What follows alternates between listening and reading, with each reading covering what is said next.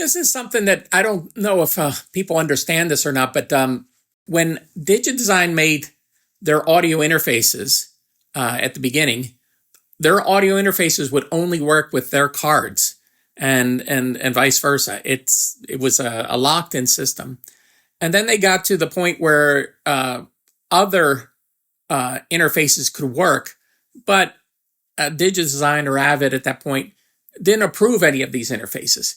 The spec was there and they could make their interfaces work, but they didn't approve it just so they didn't have to do any tech support.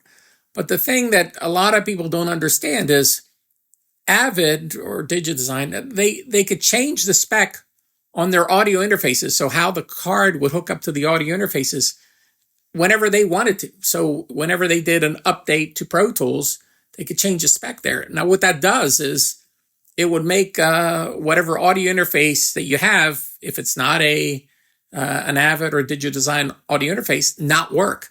And that happened I remember with Apogee. They had their, I think it was their Symphony interface. They changed the spec and the audio interface didn't work for a little while. I don't think it was long. I think maybe it was a week or so, but it did interrupt a lot of studios. So that was the one thing that I was trying to explain to people.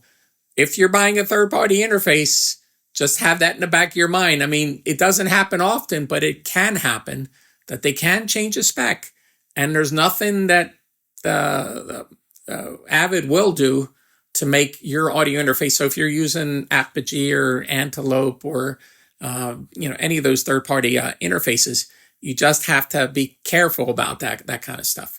So that's something I wanted to point out to people, that they don't realize that is out there and lingering, and it could happen. If Avid wants to change a spec on something, they can do that. So there you go.